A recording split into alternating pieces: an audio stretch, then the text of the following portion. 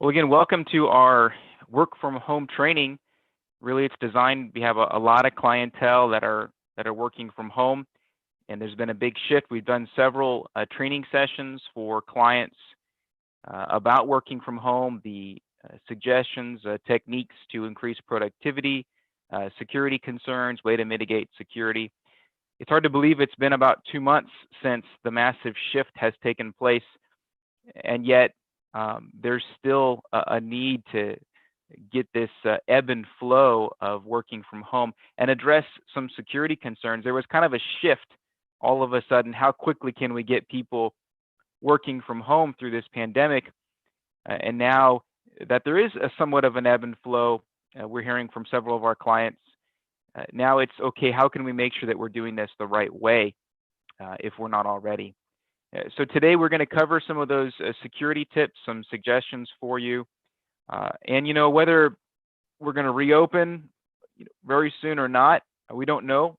We know in this area, Mayor Lee Brand, he mentioned that some businesses will start opening on Monday. Some people talk about a second wave, but pandemic or not, work from home has always been a high level security concern within all environments. And regardless of how this situation, this pandemic turns out, the need for working from home likely will greatly increase after this even is all done. So this webinar, this chat here is really targeted toward our existing clients. I've only invited existing clients to join today. This is not made public. The emails only went out to the clients that we actively have, and hence also why the registration was required. So this is really focusing on clients that we manage, and not really just any environment. We did a segment with Fox 26 News last week that was targeted toward more broadly work from home, maybe your spouse or other people that techniques, things they can consider more of in a general sense. So let's get right into it. We're talking about I'm not a big slide guy, but I got a few images that'll help our conversation. So why work from home security? What's the big deal? I'm just as secure as I was before, right? Well, it's very similar to the need for security in a normal network environment. Cyber criminals, they don't care that we're going through a pandemic. They have no emotional concern whatsoever that we're going through these difficult times. And some people might feel, well, is there a shift in cybercrime? There is, because this work from home has been really a hacker's dream. And when we talk about a hacker, I'm going to debunk a couple of myths that could be out there. Some people feel that they're too small to get attacked. And it's true that there are some very large organized cyber criminal rings out there, state-sponsored attacks, cyber warfare, very elaborate hoax using exploits, phishing scams to steal money, steal credentials. But a lot of hackers are basement techies willing to lower their morals to steal your money. And it is increasing at alarming rates. You can go on right now and get a do-it-yourself hacker kit for like $50. And what's really dangerous about these is they're not built very well. And so not only do they steal your money, they're very damaging. And most of these are trying to get ransomware on your computer to encrypt it and to then ask for money in exchange for releasing your computer or your files. A lot of the ransomware has gotten incredibly sophisticated, where now it can hop across workstations, either in your home or at your work, hop through channels through your remote connection.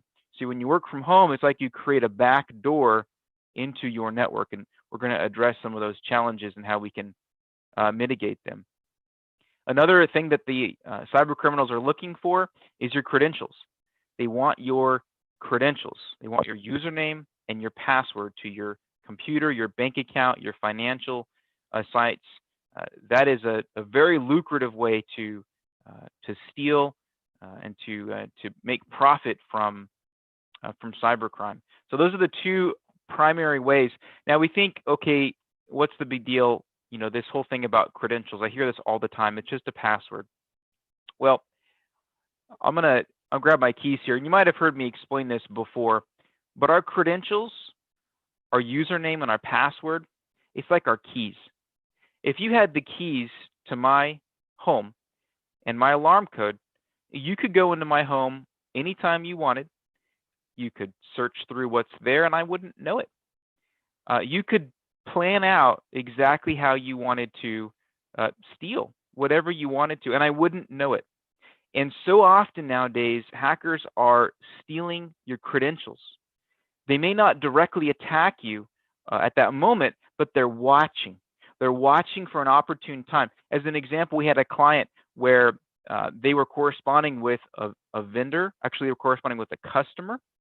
The customer's email had been compromised. So an attacker was watching the customer's emails as they were going through. And the customer needed to pay a wire transfer, okay? So they sent over wire transfer instructions. Well, that's when the attacker, they jumped into action. They impersonated our client and said, oh, actually, those aren't the wire transfer instructions. Here's a correction. Let me give you these. Now, our client had no idea this had taken place at the beginning because their customer got an email and then it looked like it came from our client. So they swooped in to try to get them to wire that money. In that case, it was $30,000 to an incorrect bank account. Now, fortunately, that customer was savvy enough to say, hey, what are you talking about? They responded. They had a dialogue, and then it quickly went to the IT department. And we realized, well, no, this is absolutely not approved. It's not correct, and it was stopped. But you can see how quickly those kinds of things can happen when they have your credentials, your username, and your password. We're going to talk a lot about that, especially on your personal system compared to your corporate system. So, okay, how do they get the password? Let's address that. Well, I'm going to use Yahoo as an example. In September 2016, Yahoo got the world record of account breach. A breach is when somebody figures out a way to collect the username and passwords of a business, okay, of a database. So Yahoo's usernames and passwords were compromised, 500 million. They had the world record for the most compromised accounts. Now that record was broken a few months later by themselves. Yahoo broke that record with 3 billion compromised accounts. Now, at first it was publicized as 1 billion. Later, they revealed that it was 3 billion accounts, pretty much all the accounts that Yahoo had. So ask yourself this. If I had a username and a password, Nathan DeSutter at yahoo.com, password ABC1234, and that cyber criminal now has that username and that password, how many other sites am I using that password for? Am I using that password for my corporation, my business? Am I using it for my banking site? You see, once they have that username and that password, they're going to try all kinds of other sites. The first thing they're going to do is try to go to your email, your business email, your personal email. They're going to find links to your financial site, to the places that you do business, and they're going to try to impersonate you, steal your identity, and run charges against you, or even open accounts against you. So the best way to protect yourself in that instance would be to have changed your password, change your username and your password. And this goes across whether we're working at home or whether we're working at work. But what happens is when we're working at home, there's this sense of your guard is dropped. And so it's easier to use a password we shouldn't. Maybe we'll use our corporate password, the ones that the IT department has issued. We'll use that for some kind of personal use, personal site. That is so dangerous. We cannot do that because those sites get compromised, those credentials get taken, and now they're available on the dark web to be purchased. And it's a matter of time before they can then log in and watch your email traffic, impersonate you, And there's many ways they can become lucrative from that. And so we can see how the credentials become so important. Now, if you had a Yahoo, hopefully you don't have a Yahoo account. Um, since then, by the way, that breach, Yahoo is going to do a deal with Verizon. Verizon was going to buy them for $4.8 billion. Well, when that breach happened, they lost $380 million on that deal. Might seem like chump change. You're talking about $4.8 billion, but still they lost $380 million on that deal with Verizon because of that PR, because of that breach. So it can have a massive effect, and the risk is exponential when all of a sudden you're working at home, your guard is down, you don't have the same mechanisms and reminders around you, and it's so easy to just use the wrong credentials on personal devices and sites, and keeping those separate from our corporate credentials. And so the password is so important, and the work from home security is super important, because any device that we connect to our corporation becomes like a back door. And in many cases, it can circumvent many of the protections that are in place. Let's talk about that. So we're going to talk about the network security, how it's different with your work and your home. Now, on the right, what we have is our corporate network. And the image is to depict a layered approach of security. There is no one method of security that solves the problems. And if someone tells you that, they're lying to you. There's no one firewall. There's no one antivirus. There's no one It's a layered approach. You have to have a layered approach. At your home, do we have the same type of layered approach security system? Well, who installed your home router and firewall? Do you know the password to your home firewall? What ports are open? What firmware version are you running on your firewall? Are there known vulnerabilities in your firewall's firmware? Is it still set to default? Who set up the security on your firewall? Well, now, those discussions are helping you to learn how to address all of those as more of a separate webinar. But the focus is your home network as secured as your corporate network? Now, at the corporate office, and again, this is our clients that are connected today, we have an Active Directory. We have a Microsoft controlled domain that controls the user accounts, the access to the network systems, the access to the servers, the files, the computers. All of those credentials are controlled. There's a firewall in place, in which case we have configured the firmware. We watch for vulnerabilities. We've configured all the ports. We have logs and events and notifications and triggers throughout the firewall to watch that traffic and maintain a good, clean traffic. We have a gateway antivirus protection, not just antivirus on the workstation, but antivirus on the firewall. And that's important to designate every one of our clients that has an active subscription to gateway antivirus. For the most part, they're on a SonicWall and they have AGSS, or Advanced Gateway Security Suite. This is, a firewall is kind of like bars on a window. It blocks ports, right? Unwanted access into your environment.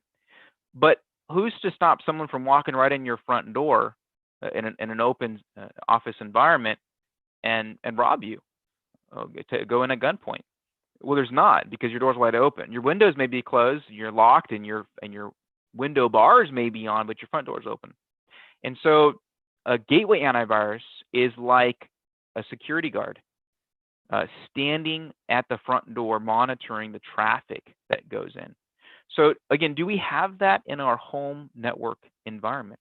What about our antivirus? Is it managed? Do we have the right exclusions? Is it monitoring the right folders? Is it over excluding certain locations? Are we being notified? Are proper notifications taking place for that antivirus? On all of our clients has a managed antivirus software. We're getting notifications. We're getting alerts. Many of you have received a call from one of us or an email because we got a notification and it required action. Do we have that on our home computer? You see, the point is our home systems are not nearly as secured as our work systems. And it's not that your home network is so bad. Many of them, to be candid, many of them are. Yeah, I've seen many, and they're very insecure. But even if you had a secured home network, and I hope you do, I can think of some right now that are on this call looking at the list that I know do have a pretty secured home network, it still doesn't compare with the security that we have at the office. And so because of that, it's why it's so important, and throughout the remaining part of our discussion, we're going to focus on the importance of connecting to your office, connecting to your office system, your office computer, your office servers, and doing your corporate work from there, or doing it from a corporate managed a laptop that's been provided by your company, not on your personal computer. And then we'll give some more clarity into that. But that's the takeaway here, you see, is our security at the office is much higher, and we want to benefit from that. And then when we're remote connecting into our office and using those servers, whether it's remote desktop connection, RDP, Citrix, when we're inside that environment, we're behind all those protection layers. No protection is perfect. Okay, things can get through, and things do get through, and so we have response plans that we can react to it. But it's still significantly better than in our home environment. So the key is to do as much as possible from our work system, and not to bring our work home with us. If we bring our work on a device to our home, we've removed all those elements of security. We want to leave the files, the content, all those digital pieces on a corporate system, whether it's a corporate laptop or the corporate network and servers, and we're remote connecting to it. We want to leave the information on there. And so how does that work? How is that more secure? Well, if I'm on either a personal device or a corporate device, and I'm remote connecting into my office, what's happening is all the information is staying at my office.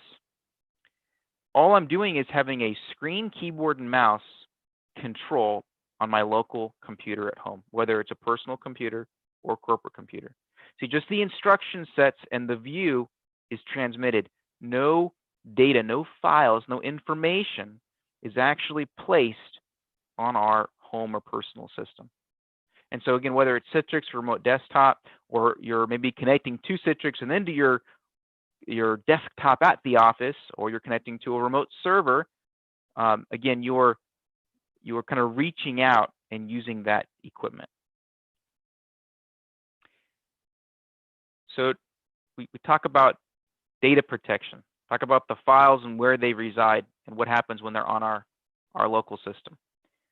So this image is a representative of what some of the data risks in our home computer.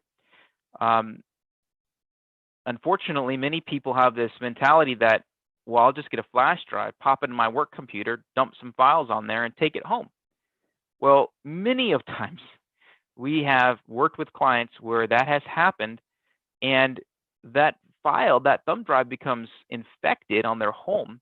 And then when they take it back to the office, they take that infection and plug it right into their computer. Now, that in of itself circumvents several security layers that are built into the network. There's still others, then for the most time, do block them, but some do get through. And we've had some pretty serious situations because someone took some work files, dumped them on a flash drive, took them home, or to a non-managed computer, a computer that Compnology is not managing, and they plugged it in there and gotten infected. On top of that, you've duplicated the file. If you've moved the file, you've taken it off the server. The server has multiple drives. The server has a RAID array to protect the drives. The server has backup. The server has so much more protection than putting the file on an external drive and then taking it home, especially if you move the file. You've now taken all those protection systems away and put it all on its lonesome self. And some people copy the file. Okay, well, I'll just copy it. Well, now you have duplicate copies, and someone goes and works on that file, and you work on this file, and you have duplicate copies, and that is a mess. So taking files home on a flash drive, it constantly creates problems. Another area of concern in our home network is file shares. All too often, which is great, I have it in my own home. We have a whole repository of family photos that we have a share and it's accessible by family members. That's great. But depending on how that's set up, if you have this open share in your home network, and that home network creates a connection, talk about VPN connection. Some people have in the past. Now, currently, we've tried very hard to make sure that there are no VPN connections from a personal computer to your corporate network. We have VPN connections from a corporate computer to the corporate network, but there should never be a VPN connection from a personal device to the corporate network. What happens is if that is existing, you open a back door to the corporate environment where any infections or problems you have on your local system or file shares around that are now exposed directly up to your corporate network. So that becomes a huge concern. And if we're moving our data to our personal computer at home, who's backing that up? Do we trust the backup? Do we trust the security? Do we trust the folder share on who has access to that? I was in a doctor's office some time back and on my laptop, and I thought I'd have some fun and do some ethical hacking and take a look at the available wireless networks. There was an adjacent doctor's office. And after about 10, 15 minutes, I found my way inside that network.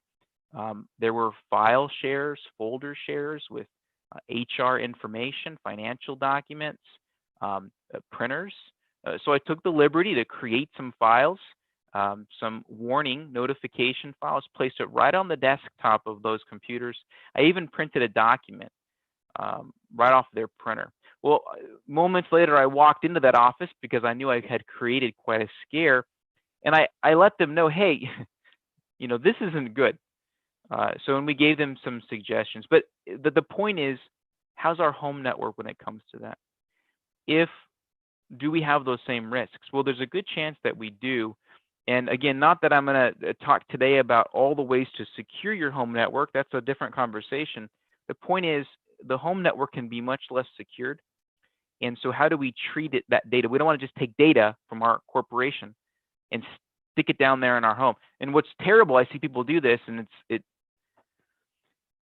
bad, is they say, well, I'll just email the file to myself. I'll just open up my work email, I'll attach this file, I'll email it to my home computer, and I'll work on it from there. Well, it's the same thing, right? You've taken that data and you place it on your home environment. We've talked about why the risks of the lowered security within that environment. So don't email files to yourself and your personal. Don't move thumb drives away. Just get a good remote access. All of our clients have a good remote connection method. And if you're not aware of it, or if for some reason you think it's not working for you, reach out and talk to the IT team here at Compnology. Perhaps there's some information you're not aware of.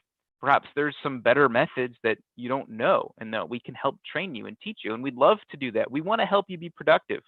We want to help you be secured. So we're here to help you. Just let us know. We'll talk to you about the methods and we'll work through it. We don't want you emailing files and moving files off USB to personal systems. That's going to create a lot more risks for you. So let's talk about that.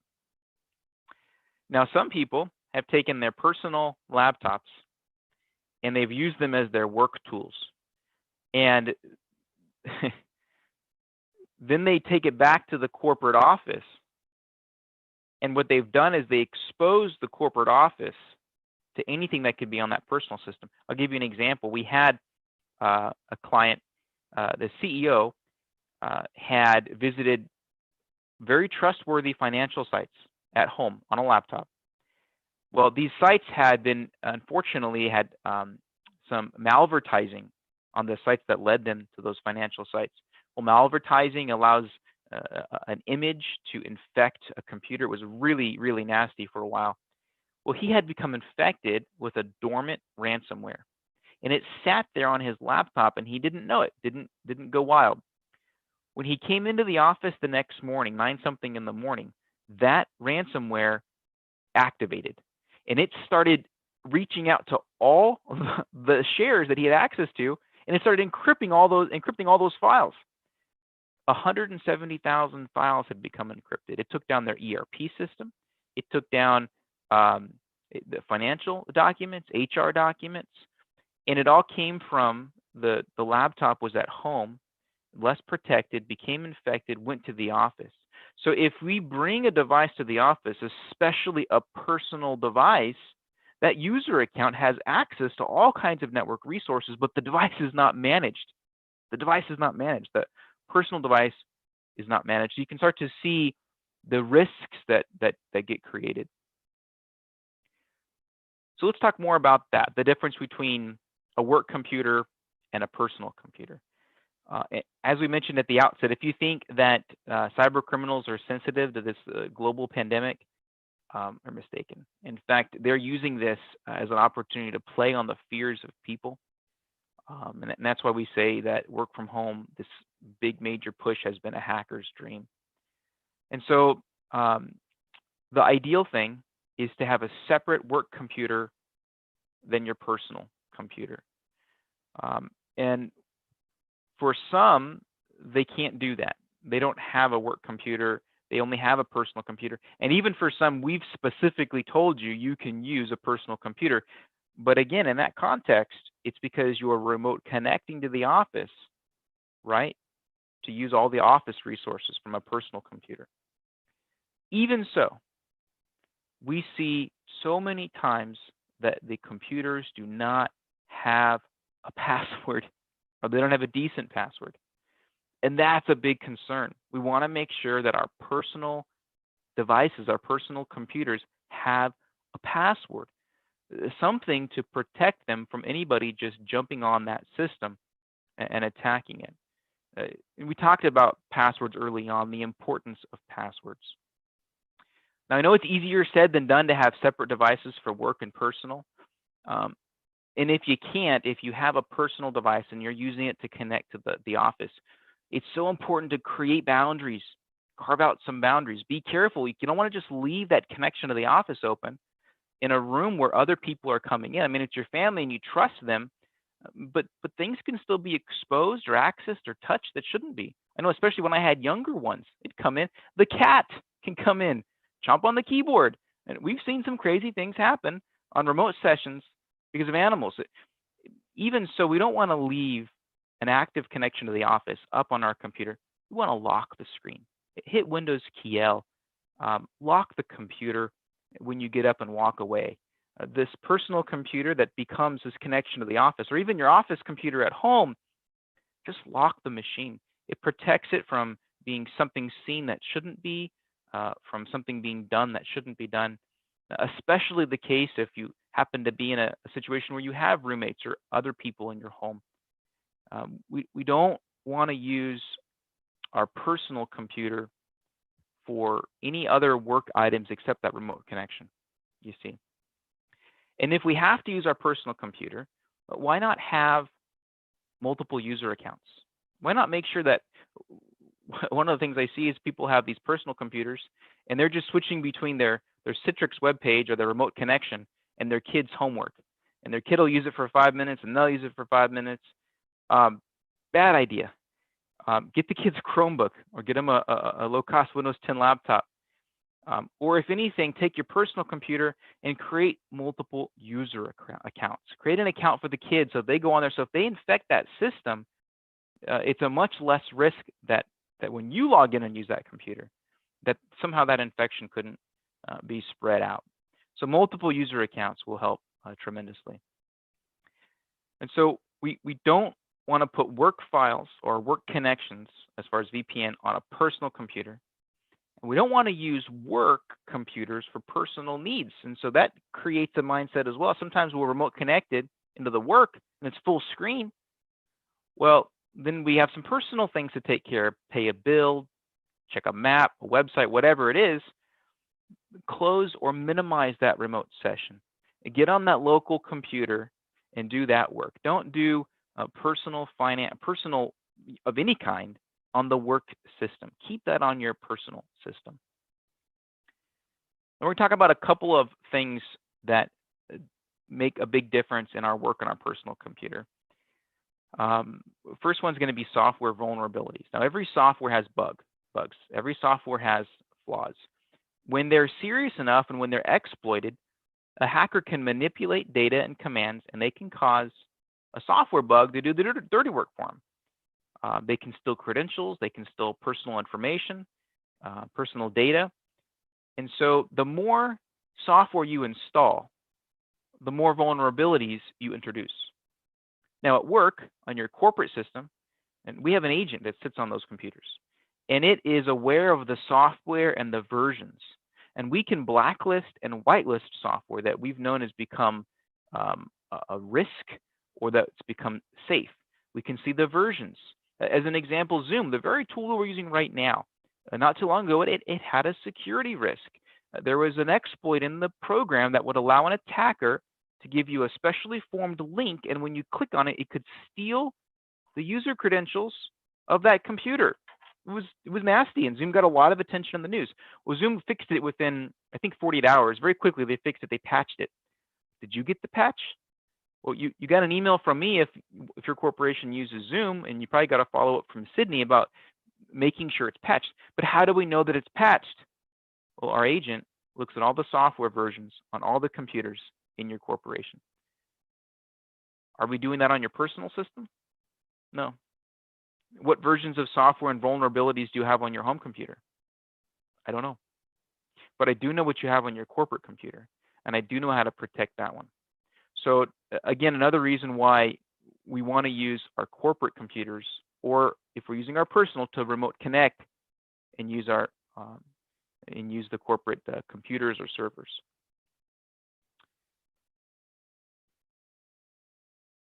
This same concept, the line can get blurred now when it comes to emails, and this can be challenging. It's a fact. We have our personal emails that we use all the time. We have our corporate emails.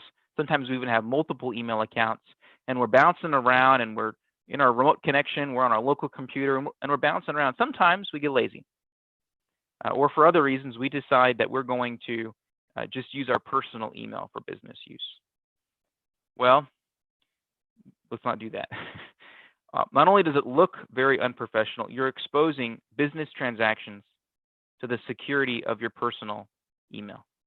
Again, does your personal email have the layers of protection and management that the corporation does? It doesn't. And so if we start doing business transactions from personal emails, we've exposed those fellow colleagues, vendors, your customers, exposed them to a higher increase and a higher risk of some kind of attack. And we've seen this before too, where someone has used a personal email address, and then an attacker will copycat that, right? And they'll use a variant or a version that looks very similar, and they'll reach out. And this is especially dangerous if executives or VIPs within your company ever use a personal email for business use. Can your employees trust it? We had that happen with a CEO got, it's called typo squatting or business email compromise, where they impersonate the CEO, and the CEO's name was there, but it was a personal email address. Well, how does the person in the company know that? Well, in this particular company, this employee was a manager, but it was new. And so they gave trust to this personal email address thinking that it was the CEO, and in fact, it wasn't. It led the person to actually give over a substantial amount of money through gift cards, and it was all theft. And there's no way to get that back because they did it all on their own. It had nothing to do with the corporation. So we have to keep our personal email and our business email separate. We don't want to be emailing each other business matters on personal email accounts. What you lower the guard of your employees, your staff, your colleagues, you lower their guard. Now, do they really know if you get a different personal email account if it's you or not? And it's one thing to impersonate your business email. You've seen that before. They do typo squatting and they slightly do a variant of your domain name. But it's totally easy to impersonate a personal email address. So just don't mix it. And when we're working from home, the challenge is greater. It takes more scrutiny on our part not to mix our personal and our corporate email. And on the same note, if we're using a corporate laptop, we don't want to be accessing our personal email. We had one client had a CSR, customer service rep, and this person had were using the corporate systems. They were on the corporate server, but they were checking their personal email on the corporate server. Well, they opened up an infected email, and it infected the server. It was like a 0-day exploit, and it got right in and spread. We had to shut down a whole bunch of systems and seal that off. It was quite intrusive for the organization. Well, we cleaned it all up, got it all taken care of, put it back online, and within an hour, it happened again. Well, this time was different, and this time we addressed it differently. We had come to find out that it was the person. They went back to check their same personal email. They didn't realize they were the culprit. So just want to emphasize that we don't want to check our personal email on a corporate device. Again, you become a back door to the security systems that are in place in your organization. So again, you can see how working from home presents these challenges, and there's easy ways to mitigate it and work around it. Is use your personal device for your personal email, and use your work equipment for your work email, and don't mix them in. Besides the fact that at the end of it all, if you start emailing clients and vendors and colleagues with your personal email, when this whole thing is done, it's going to be really hard to untangle that web that's been created by giving your personal email out to so many people. So let's move, and you see I have that piece there, 95% of all successful cyber attacks are caused by human error. You can see now why this is so fitting, and in a work from home environment, the opportunities are increased exponentially because of all these variables that we talked about. And so that human factor, me, we become so crucial to the security of our businesses, of our systems, because we err, we make mistakes. And so we want to be aware of these things that we're covering today. And we're going to talk about some of the common scams and best practices that we're seeing out there. There are quite a few increase in scams that are all about the COVID fear. Medicare, supposed vaccines, stimulus checks, even text message. We've seen hoaxes go through text messages, and somebody used a personal device, and they received a text message from someone else who was infected, and this spreads like wildfire. And it says, looks like it's from the IRS. Check your stimulus check, see if you've gotten your relief check. Click here. They click on it. Well, what it does quickly, first thing is it looks at all your contacts, and it takes that same text message and it sends it out to every one of your contacts. Then it goes through, and it's a smart device. It can start looking at the apps on your device, and it can start creating a security risk right here on your device. It can also spread things via your email client. Your device has all kinds of credentials to financial sites. Sometimes we connect to work systems on here. So real quickly, we create a backdoor because of these text messages, and we've seen an increase in the hoax specific about stimulus checks via text message. So kudos to many of you who have shared these things that are happening, and you've sent us nice screenshots, and you've shown how you dialogue back.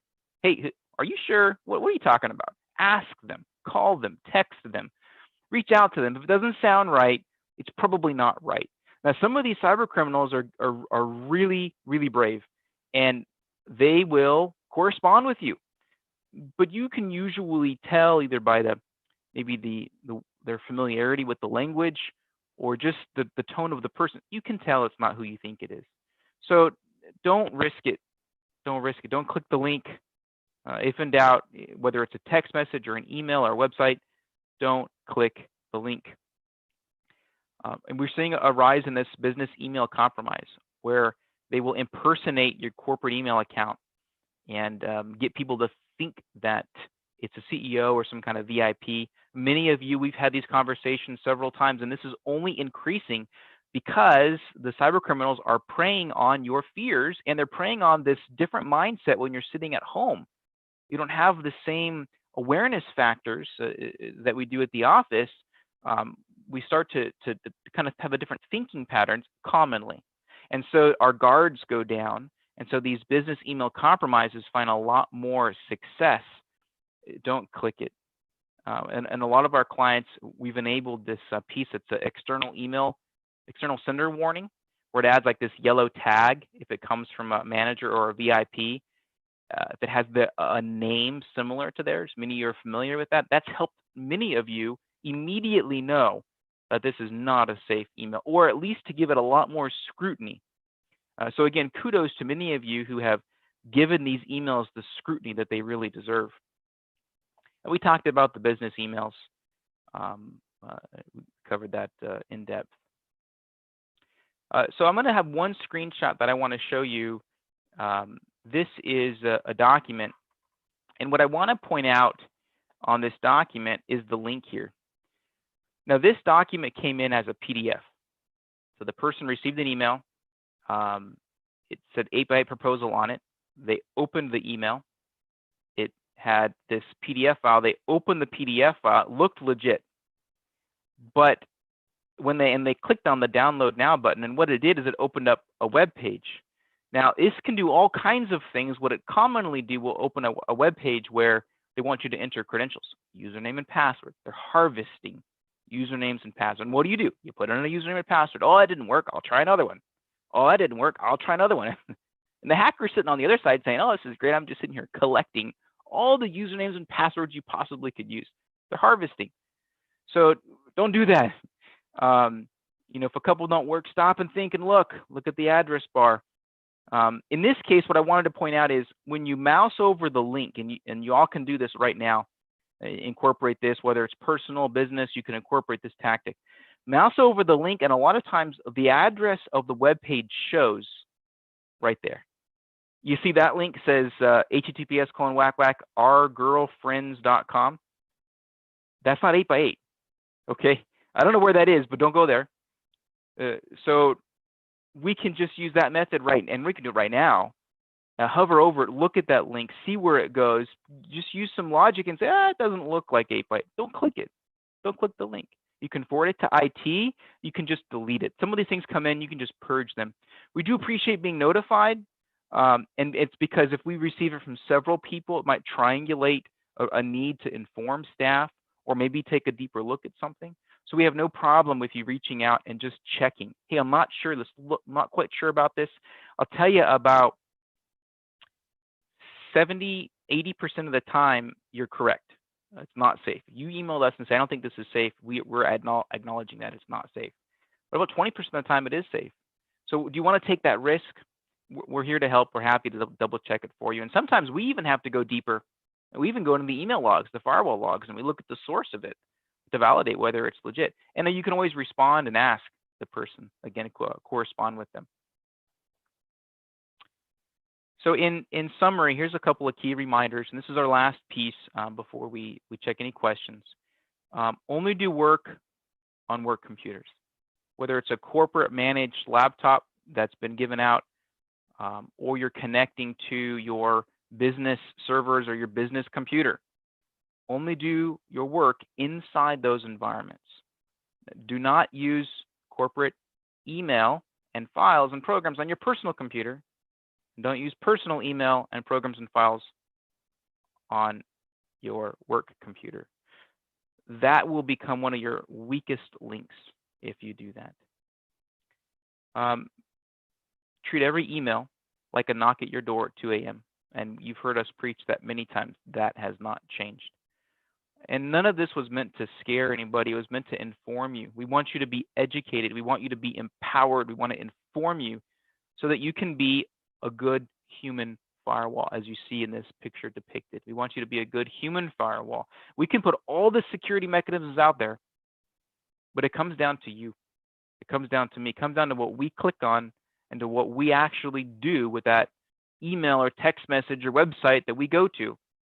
And so we need you. We need you to be a good human firewall.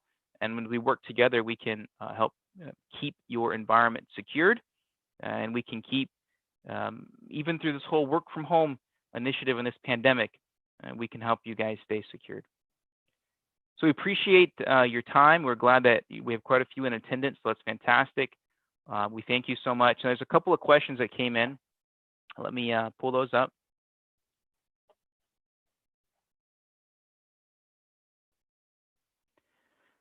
Let's see here.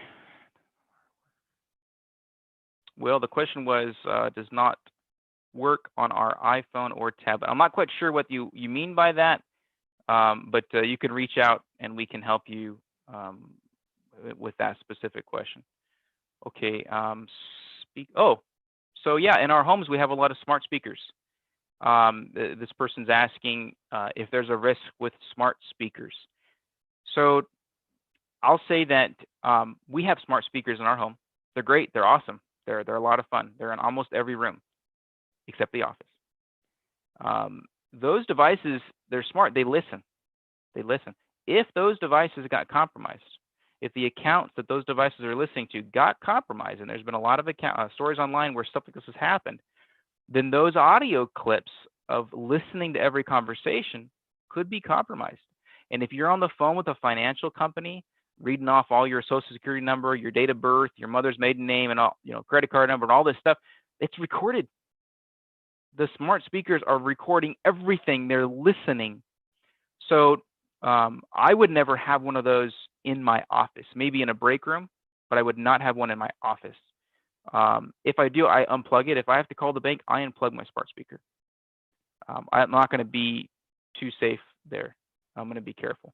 So I think they're great devices. They're awesome, but just keep that in mind on where you place them.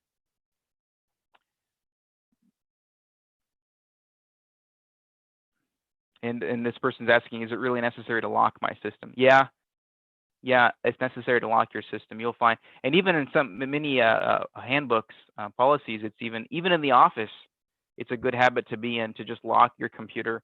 Windows key L is my favorite button, right? Because it immediately locks your computer. On a Mac, you can do the Shift Command Q. On a Chromebook, you can do you can select at the bottom and you can sign out. So just sign out or lock the computer. It'll keep that system protected. Well, very good. It looks like that covers our questions for today. So again, we thank you so much for your time and participating. I'll try to communicate this the link to the video so we can share it. And if you have specific questions, don't hesitate to ask. We're here to help. And the Compnology team is really happy to work with you all, and we hope the best as you work through these changed times in working from home. So thank you so much and have a great day.